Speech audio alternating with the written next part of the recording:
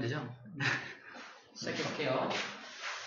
자, 먼저 칠판 강의 먼저 할게요. 칠판 강의로 화석의 문제 그리고 지질시대 소개할 거고 여러 가지 자료를 가지고 해석하는 문제가 나오거든요. 자료 해석 방법들 그리고 어떤 자료들이 나오는지 소개해 줄 거고 마지막에 대멸종 5번의 멸종이 그동안 있었거든요. 5번의 멸종. 대멸종이 뭐고 왜 일어났고 그 다음에 대멸종으로 인해서 우리 지구에는 어떤 일이 벌어졌는지 얘기를 해줄 겁니다. 자, 화석 얘기 먼저 할게요. 화석. 자, 화석의 정의를 잠깐 봐봐. 화석의 정의 뭐라고 써있냐? 화석의 정의. 화석이란 뭐다? 자, 밑줄 그어볼게요. 과거에 살았던 자, 생물의 유해. 유해가 뭐야? 유해. 시체, 그죠? 시체를 유해라고 합니다. 시체. 시체로 만든 청바지, 유해진. 웃고 시작하자는 얘기예요. 자, 웃고 시작합시다. 아무튼 유해는 시체를 말하고요. 흔적. 자, 흔적도 밑줄자. 무슨 말이야? 과거 생물이 살았던 흔적이 발견돼. 그것도 화석이라는 얘기입니다. 예를 들어서 뭐 둥지 또는 뭐 똥을 쌌던 자리 또는 똥 자체, 그치? 이런 것도 흔적이죠. 발자국 이런 것도 다 흔적이죠. 이런 것도 화석이 될 수 있다 없다? 있다. 우리가 흔히 아는 뭐 공룡 화석만 공룡 뼈가 발견돼야 하지만 화석이 아니라 그들이 밟았던 발자국도 화석이 될 수 있다는 얘기야. 그래서 뼈, 알, 발자국, 배설물, 기어간 흔적, 뭐 생물이 뚫은 구멍, 그 다음에 호박에 갇힌 생물, 규화목 이런 거 전부 다 화석이 될 수 있다라는 겁니다. 그렇구나. 화석이 그거예요. 자, 화석이란 그래서 그런 것들을 다 화석이라고 불러주는데 화석이 생성되는 과정이 있습니다. 첫 번째 생성 과정 볼게요. 화석이 만들어지는 생성 과정이 있습니다. 상상을 좀 해야 되는데 예를 들어서 우리가 지금 우리가 알고 있는 걸로 해볼게요. 알고 있는 거 예를 들어서 조개가 있어요. 조개가 있습니다. 조개가 아주 오래전부터 조개가 살았어요. 바닷속에 사는 생물이라서 아주 오래전부터 조개가 있었는데 조개 이름들이 좀 달라지는 거야. 뭐 화폐석이라고 부르기도 하고요. 조개들이 이렇게 진화되어 있는데 현재 우리가 알고 있는 그 조개를 상상하면 돼요. 그래서 조개가 화석으로 발견되려면 어떤 일이 벌어져야 되냐? 일단 조개가 땅에 묻힙니다. 그냥 땅 위에 있으면 어떻게 돼? 땅 위에. 그러니까 조개가 죽어서 땅 위에 이렇게 퉁 쓰러졌어. 위에 있어. 또 다른 흙으로 덮이지 않고 이렇게 위에 있다는 얘기입니다. 이게 어떻게 될까? 이대로 썩어버립니다. 이대로 썩어버려서 흔적도 없이 다 사라져버려요. 그럼 화석이 될 수 있니 없니? 없어요. 첫 번째 조건입니다. 생성이 되기 위한 조건이 필요한데 첫 번째가 빠르게 매몰되어야 합니다. 빠르게 매몰되어야 돼. 빠르게 매몰되어야 화석이 만들어질 수가 있어요. 천천히 매몰되면 썩을 수 있다는 얘기입니다. 여기서 빠르게는 엄청 빠르게가 아니라 얘가 썩기 전에 땅속에 이렇게 매몰되어야 한다는 얘기예요. 빠르게 매몰되어야 합니다. 두 번째, 조개를 굳이 얘기한 이유는 뭐냐면 조개는 딱딱한 껍질이 있죠? 이 딱딱한 부분이 있어야지만 화석이 만들어질 수 있습니다. 딱딱한 부분이 있을 때 훨씬 더 잘 만들어진다는 얘기예요. 딱딱한 부분이 있을 때 더 잘 만들어집니다. 물론 생물이 기어간 흔적도 화석이 될 수 있긴 하지만 일단 기본적으로 딱딱한 부분이 있어야 걔가 매몰되었을 때 걔가 있었던 자리가 이렇게 틀로 남을 거 아니야. 틀로 딱딱한 부분 때문에. 그래서 우리가 알고 있는 뭐 플라나리아, 뭐 지렁이 이런 화석은 발견되기가 좀 어려운 겁니다. 되게 물렁물렁하기 때문에. 그래서 딱딱한 부분이 있어야지만 화석으로 발견될 수가 있다라는 것도 기억해 주셔야 하고요. 자, 그 다음에 개체수도 많아야 됩니다. 개체수도 많아야 합니다. 많아야 한다. 세상에 하나밖에 없는 조개야. 화석으로 발견될 확률은요?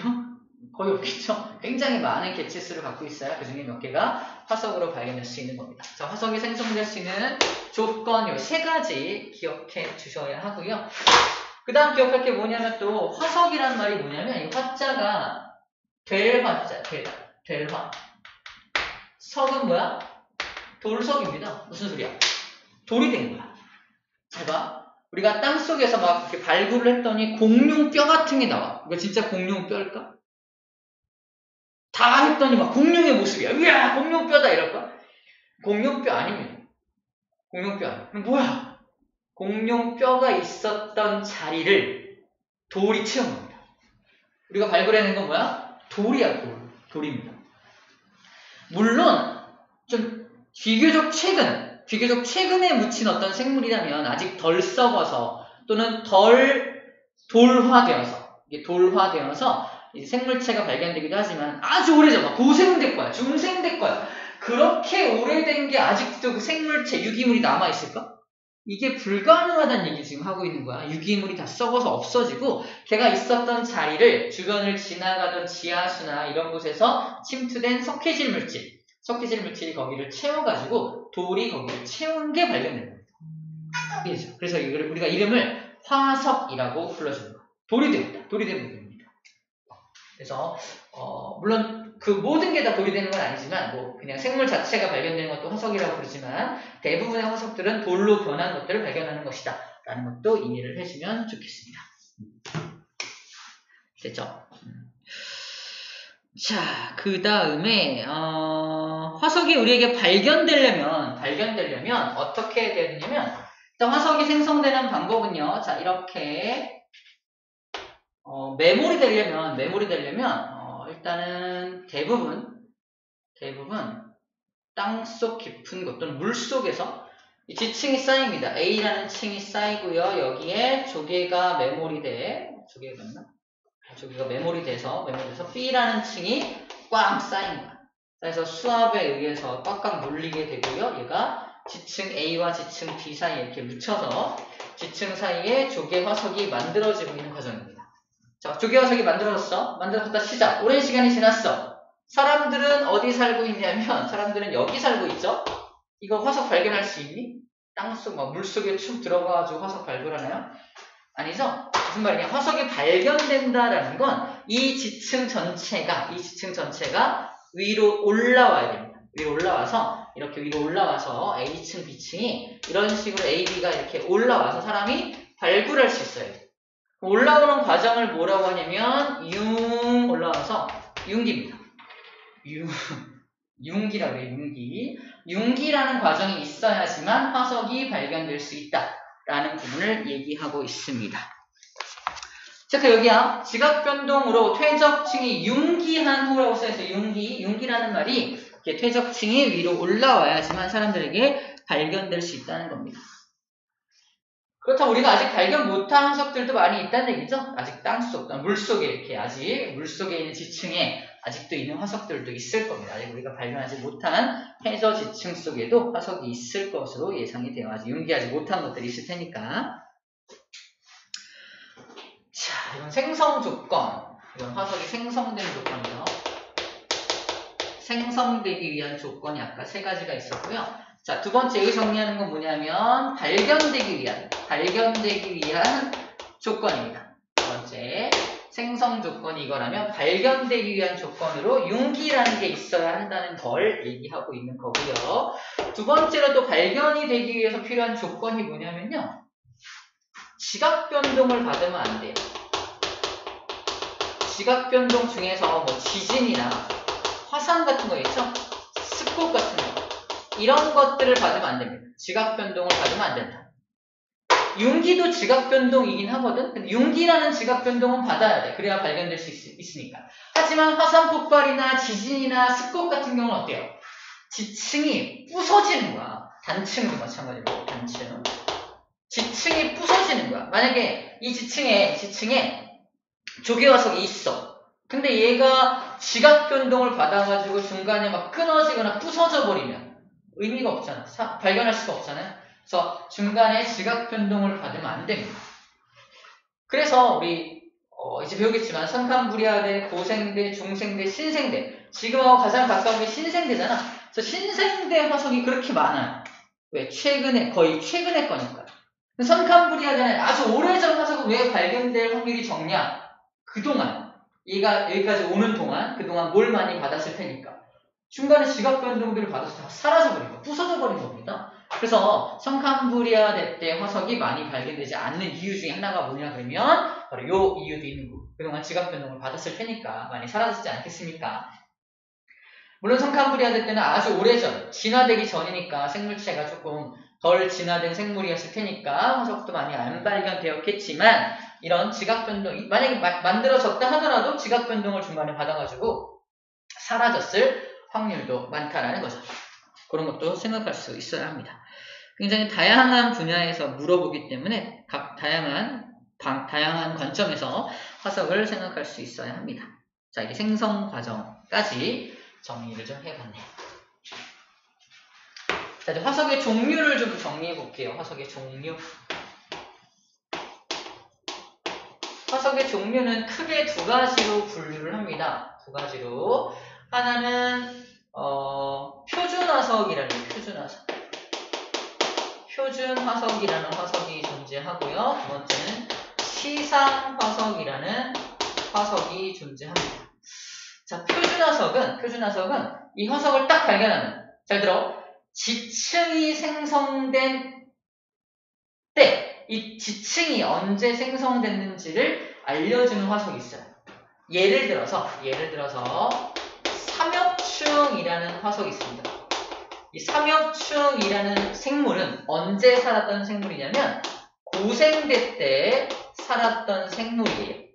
어떤 지층이 딱 위로 올라와서 이 B라는 지층을 발견했더니 여기 삼엽충 화석이 발견되네. 이 삼엽충 화석이 발견된 이 지층은 언제 생성된 거야?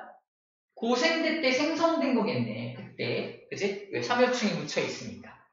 쌤이 왜 지층 얘기를 자꾸 하냐면 시험 문제도 치사하게 이렇게 나옵니다. 삼엽충이 발견된 지층에서 발견된 암석이 있어요. 암석.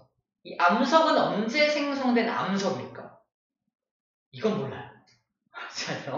지층은 고생대 때 쌓인 지층이잖아. 근데 그 지층에 있는 암석들 하나하나는 언제 생겨서 여기 들어온지 모릅니다. 암석의 생성 시기는 알 수가 없어요.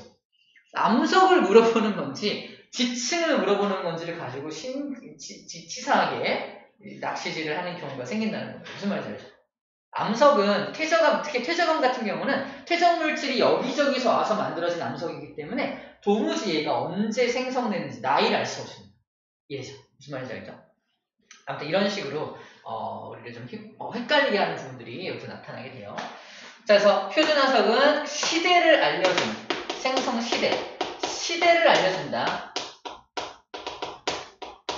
근데 무슨 시대를 알려준다? 지층의 생성 시대입니다. 지층 생성. 보신다면 이 지층이 언제 생성되었는지, 지층이 생성된 시대를 알려주는 게 표준화석입니다.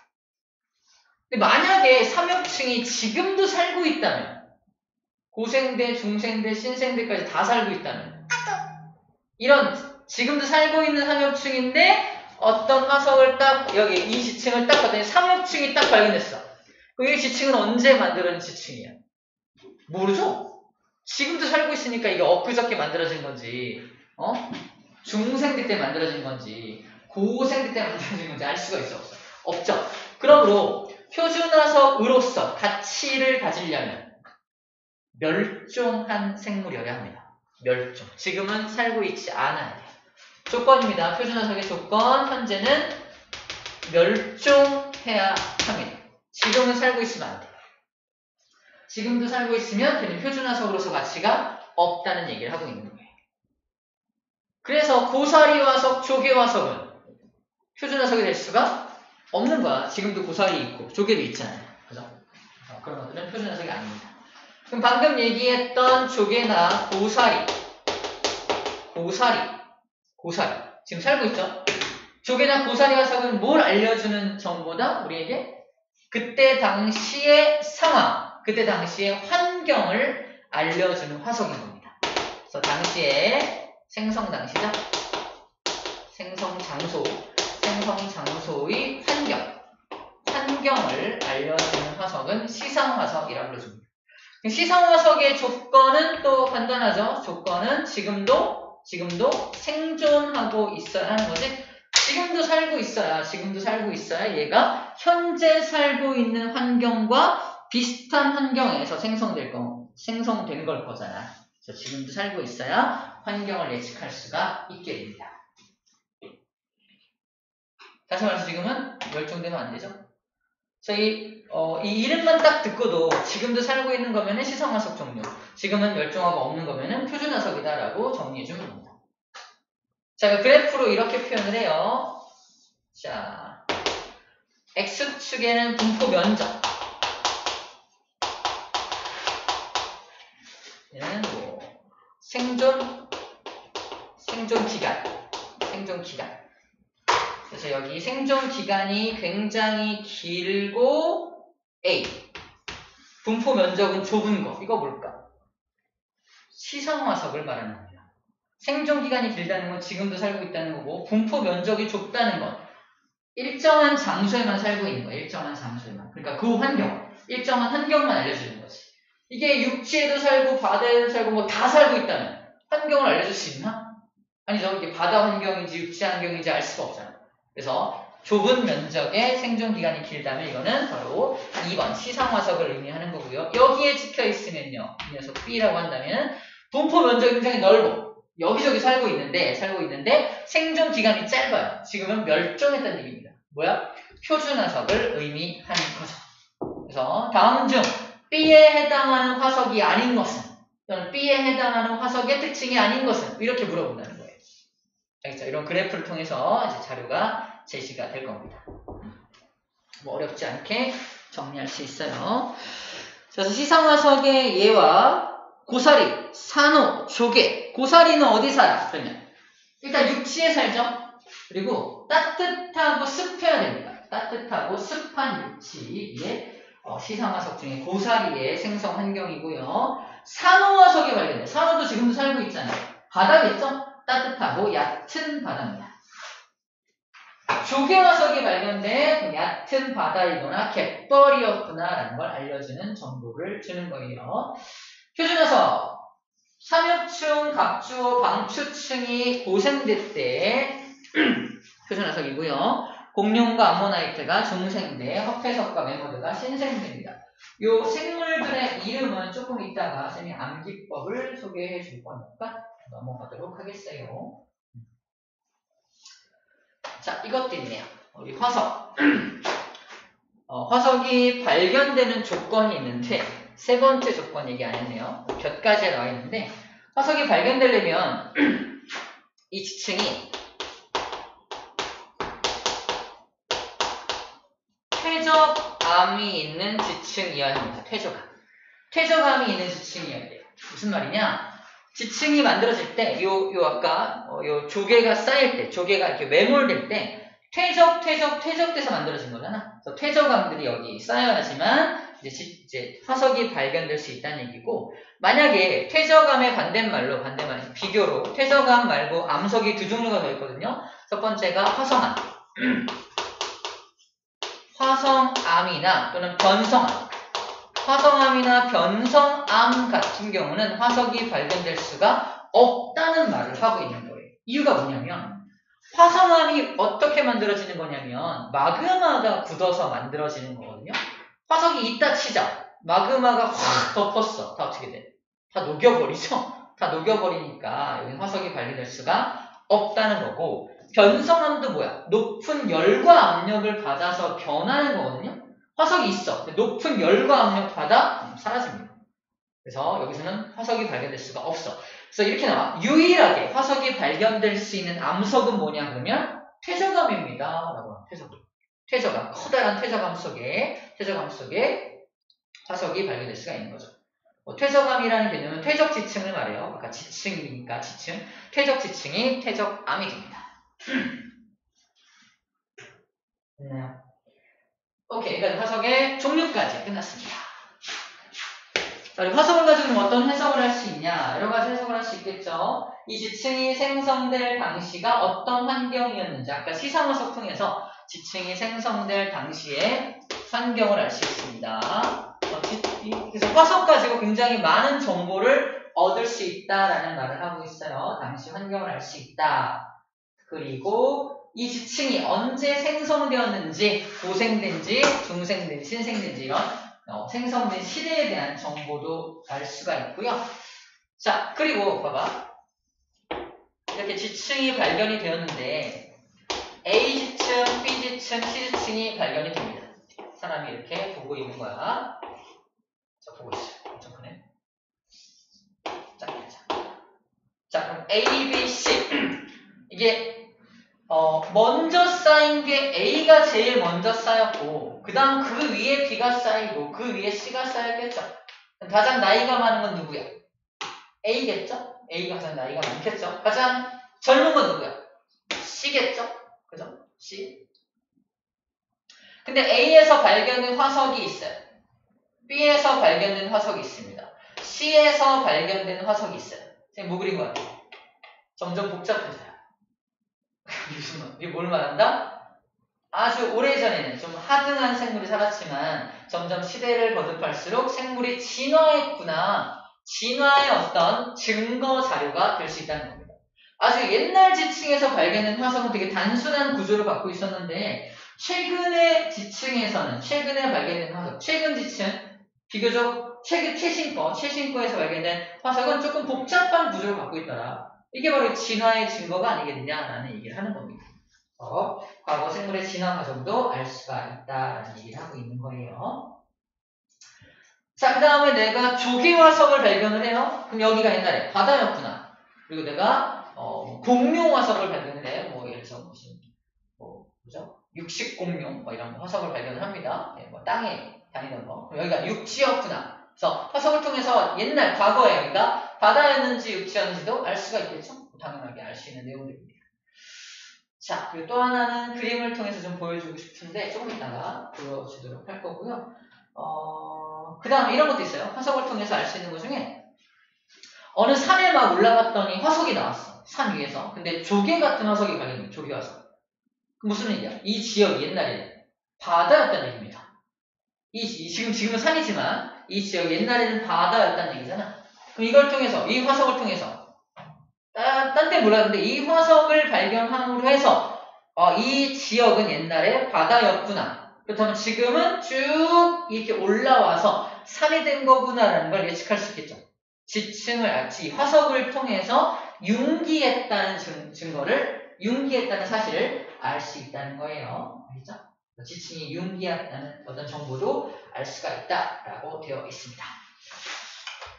오케이. 해석에 대한 거 거의 다 있고요. 하나만 조금 PPT로 보고서 넘어갈게요. PPT가 많아. 사진, 그림.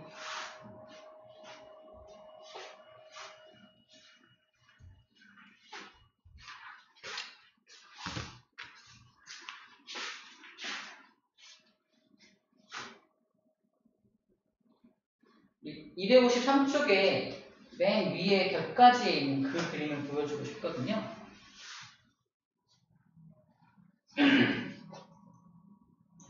띄워놓고 설명 좀 해볼게요.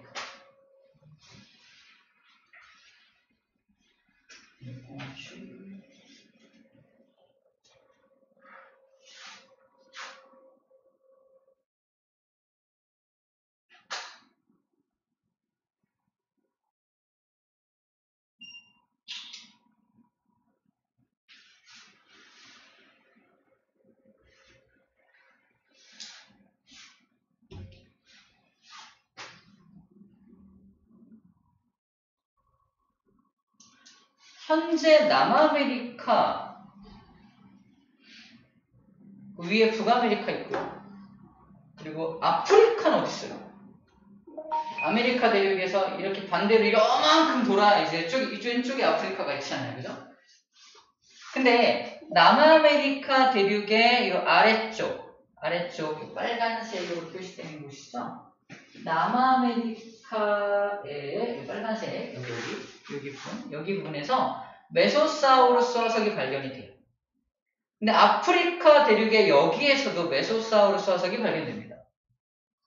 현재는 남아메리카하고 아프리카가 엄청 멀리 떨어져 있잖아. 이 메소사우루스라는 요 녀석은 이렇게 그만큼 넓은 바다를 헤엄쳐 갈 만한 녀석이 아니야. 근데 둘 다 화석이 발견돼. 무슨 말일까? 과거에는 요 두 대륙이 붙어 있었다라는 증거 자료가 될 수 있다는 겁니다. 붙어 있었다라는 증거 자료가 될 수가 있다라는 거예요. 마찬가지로 요 글로소프테리스라는 요 식물도 마찬가지야. 식물도 남극 대륙의 일부하고 여기 오스트레일리아 대륙의 일부하고 인도 대륙과 아프리카 대륙 일부에서 발견이 되는데 마찬가지로 얘도 그 넓은 바다를 건너갈 만큼의 그런 능력을 갖고 있지는 않아요. 근데 모든 부분에서 발견된다라는 것은 뭐다? 옛날에는 이 대륙들이 전부 다 붙어 있었구나라는 걸 알려주는 증거라는 겁니다. 정리하면 돼요. 화석을 연구해보니까 화석을 통해서 모두 알 수 있다는 거야. 과거에는 대륙이 붙어 있었구나. 그랬다가 지금은 이렇게 이동한 거구나라는 정보도 화석을 통해서 알 수 있다는 겁니다. 1이죠. 화석이 주는 여러 가지 정보 중에서 과거 대륙의 분포가 어떻게 변화되었는지까지도 알려줄 수 있다라는 말을 하고 있는 겁니다. 뭐 그럴싸하죠? 그렇게 받아들여질 겁니다. 됐죠?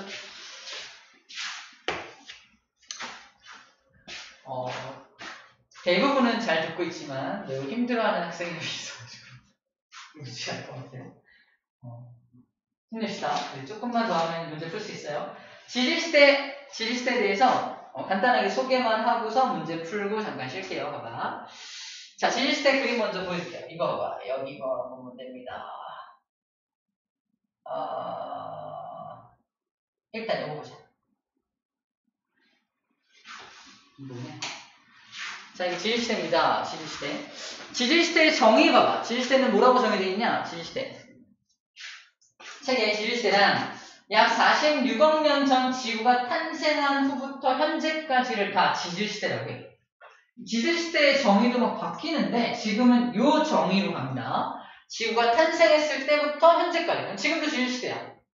그러니까 지질시대는 아주 옛날 선캄브리아 때부터 현재까지를 전부 말하고요. 46억 년 전이야. 46.0이란 억년이 있습니다. 억년. 46부터 시작해서 이거 기억해야 돼. 5.41, 2.52, 0.66. D자, 이거 빼버려. 1자 빼고 2자 빼버립니다. 그래서 고생대가 시작된 게 5억 4천만 년 전부터 고생대고요. 그 다음 중생대의 시작이 2억 5천만 년. 그리고 6,600만 년. 6,600만 년이야. 6,600만 년 전부터가 신생대에 들어갑니다. 상대적 길이가 전체를 100으로 봤을 때 88.2%가 다 선캄브리아 시대예요. 근데 5억 4천 년, 46억부터 5억 4천이니까 약 40억 년. 약 40억 년 가까이가 그냥 선캄브리아 시대였고요. 나머지 6억 년 정도를 가지고 잘라서 고생대, 중생대, 신생대인데 그 중에서도 고생대가 제일 크고요. 중생대, 신생대가 제일 짧습니다. 0.66억 년이니까 6만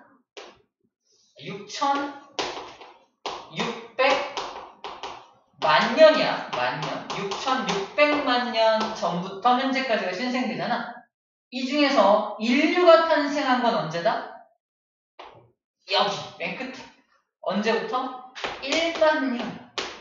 1만 년 전에 인류가 탄생했다고 합니다. 1만 년 전. 신생대가 6,600만 개의 6,600만 년 전부터인데 그 중에 딱 1만 년 전에 인류가 출현했다는 사실이야.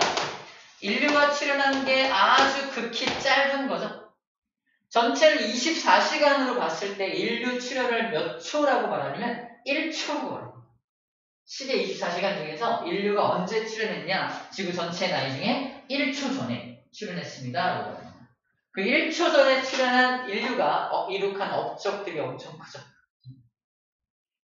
그 정도. 지리시대가 엄청나게 길다라는 말을 하는 거고요.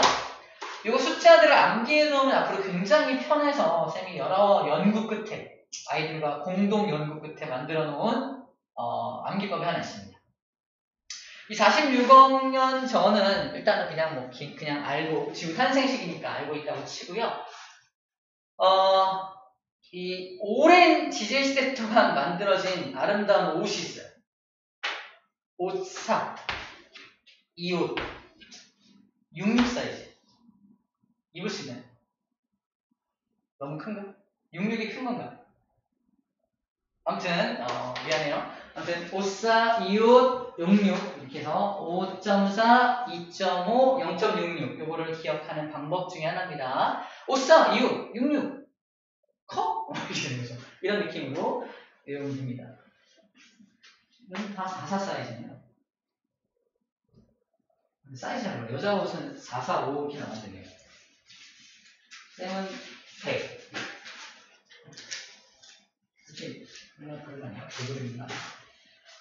그리고 숫자 기억하고 있으면 이제 여러분들 문제 풀 때 조금 쉬워서 암기법을 하나 만들어 봤고요.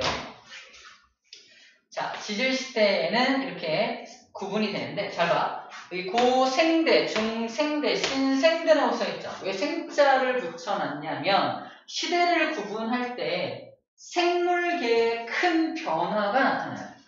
다시 말해서 고생물이 살았던 시대, 중생물이 살았던 시대, 신생물이 살았던 시대입니다. 생물계에 큰 변화가 있었다는 뜻이에요. 생물계의 큰 변화, 생물계의 큰 변화를 기준으로 해서 이 시대를, 지질시대를 나눠 놓았구나라고 생각하면 됩니다. 그래서 위에 보면 많은 종류의 생물이 갑자기 멸종하거나 출현한 시기를 경계로 구분하는 데 있죠. 그래서 생물이 키포인트야. 생물계의 급격한 변화라고 되어 있습니다. 생물계의 급격한 변화. 생물이 많이 변했을 때 우리는 지질시대를 구분하게 돼요. 자, 또 우리가 눈으로 볼 수 있는 지질시대를 구분할 수 있는 방법이 하나 있는데 그게 바로 부정합입니다. 부정합. 그냥 부정합. 이게 부정합 그림인데 자, 부정합 생성 과정 잠깐 봐봐. 이게 잘 보이나 모르겠는데 아래쪽은 이렇게 경사가 져 있어요. 경사가 져 있고 위에는 평평하게 이렇게 쌓여져 있습니다. 여기는 라인이 있는데 이 라인을 중심으로 해서 여기에 자갈들, 돌들이 많이 놓여져 있는 게 부정합면이에요. 여기가 부정합면입니다. 부정합이 있다는 면을 의미를 합니다. 부정합면을 의미해요. 돌들은 잘 안 보이긴 하는데 여기 이제 여감층이 있어요. 여기 여감층을 기저여감이라고 합니다. 이런 여감층이 딱 발견이 되면 이건 부정합이구나라고 판단을 해요. 자, 이거 어떻게 생겨난 거냐면은 이렇습니다. 잘 봐. 지금 여기 아래층을 이제 A층이라고 하고요. 위에 층을 B층이라고 한다면 A층이 만약에 고생대 때 만들어진 거라면은 여기 기저여감이 있는 부정한 면이 보인다면 B층은요. 언제 쌓인 거냐면 완전 다른 지질시대에 쌓인 거. 완전 다른 지질시대. 즉 몇 억 년이 지나서 쌓인 겁니다. 최소한 중생대까지 가요. 지질시대에 큰 변화가 있었다는 걸 부정한 면이 알려준다는 얘기입니다. 아니 아까 아래 쌓이고 좀 있다가 위로 훅 쌓이면 그냥 쌓이는 거 아니야? 몇 시간 만에도 쌓일 수 있는 거 아니야? 라고 할 수 있지만 그렇지가 않다는 겁니다. 이 부정합이 생성되는 과정을 잠깐 보여줄게요. 봐봐. 먼저 물속에서 A라는 층이 쌓입니다. 물속에서 B라는 층도 쌓여요. 이 A, B는 다른 A야. 1이라고 하자. 1번, 2번이라고 하자. 자, A층과 B층이 쌓였어. 자, 그 다음에 무슨 일이 벌어지냐면 이것들이 물속에서 힘 받습니다. 힘을 받아서 이게 휘어집니다. 휘어진 모습이 어떤 모습이냐면은 A층 이렇게 휘어지고요. B층도 휘어져서 A와 B가 이렇게 휘어진 모습으로 관찰됩니다. 그래서 이렇게 지층에 결이 있다면 결이 이렇게 되겠죠. 나중에 발견된 게 이렇게 사선으로 경사가 져 있는 이유가 뭐다? 이렇게 휘어진 결이 나중에 발견됩니다. 이렇게. 자, 그 다음에 어떤 일이 벌어지냐? 잘 들어. 이렇게 물속에서 만들어진 지층이 한참 동안, 오랜 시간 동안 물 밖으로 융기합니다. 수백만 년이 걸려요. 수백만 년. 융기를 해서 물 밖으로 나옵니다. 물 밖으로 나와요. 융기를 통해서 물 밖으로 이렇게 나오는 거예요. 물 밖으로 나옵니다. 자, 물 밖으로 나오면 무슨 일이 벌어지냐? 밖에서 바람 불고 비 막 내리고 막 그럴 거 아니야? 비바람 불고 눈보라 치고 막 그럴 거 아닙니까? 다시 말해서 풍화와 침식이 일어나. 풍화, 침식. 자, 융기 일어나고요. 두 번째로 풍화와 침식이라는 과정이 일어납니다. 풍화, 침식이 일어나면서 이게 깎이는 거예요. 깎여서 평평해지고 여기서 깎인 물질이 여기 막 쌓이고 깎입니다. 풍화와 침식. 이거 하루 이틀간의 풍화 침식 되나요? 이것도 몇백만 년. 그러면 풍화 침식이 막 일어나. 그 다음에 다시 물속으로 뭐 한다? 다시 침강합니다. 침강도 몇백만 년. 다시 물속으로 이렇게 깊게 들어가요. 어디로? 깊게 내려갑니다. 깊게 내려간 다음에 그 다음에 이렇게 또 우르르르르 퇴적물이 들어와요.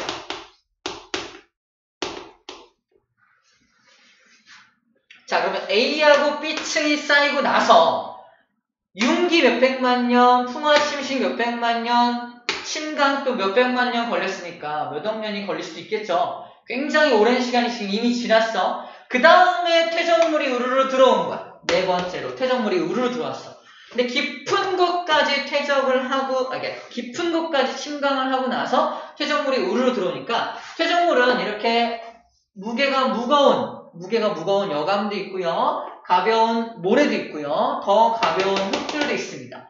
근데 한 번에 우르르 들어오면요. 깊은 바다의 경우 뭐가 먼저 쌓인다? 가장 무거운 이 돌, 여감층이 먼저 퉁퉁퉁퉁 내려와서 여기 퉁퉁퉁퉁 먼저 쌓이는 거예요. 이게 아까 우리가 말한 무슨 여감? 기저여감이 먼저 만들어진다고 말하는 겁니다.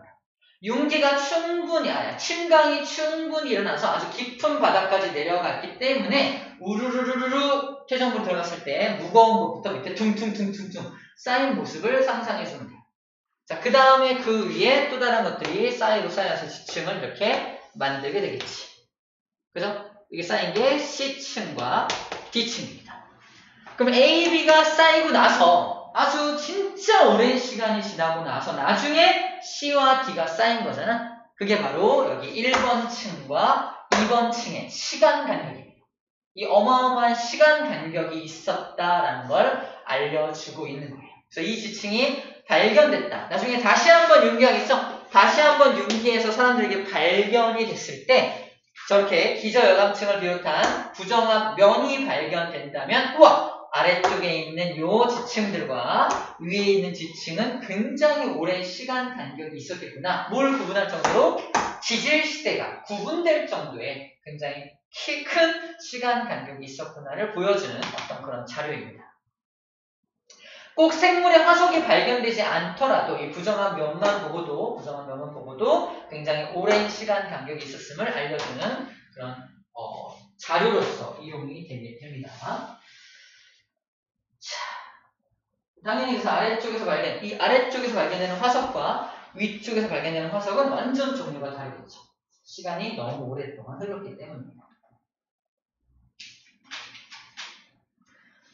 자, 일단 부정합이 뭔지 설명했고 부정합에 대해서도 시험 문제 굉장히 잘 나오니까 이 과정을 잘 기억해 주셔야 합니다. 자, 그럼 화석이 잘 발견되는 층과 그렇지 않은 층을 좀 볼게요. 봐봐, 여기 뭐라고 써있냐면은 선캄브리아대 때는 화석이 잘 발견되지 않는데요.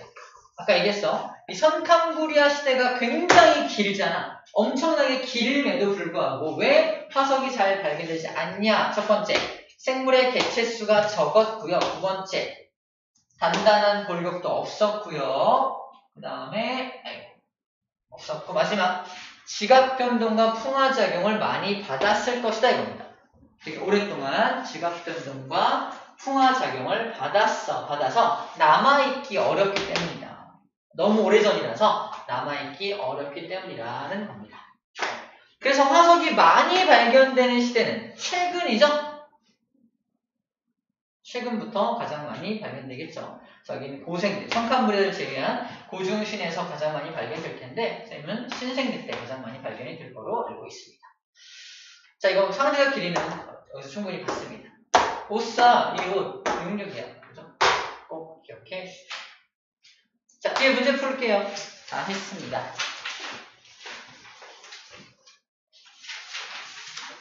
마지막에 문제 풀어볼게요.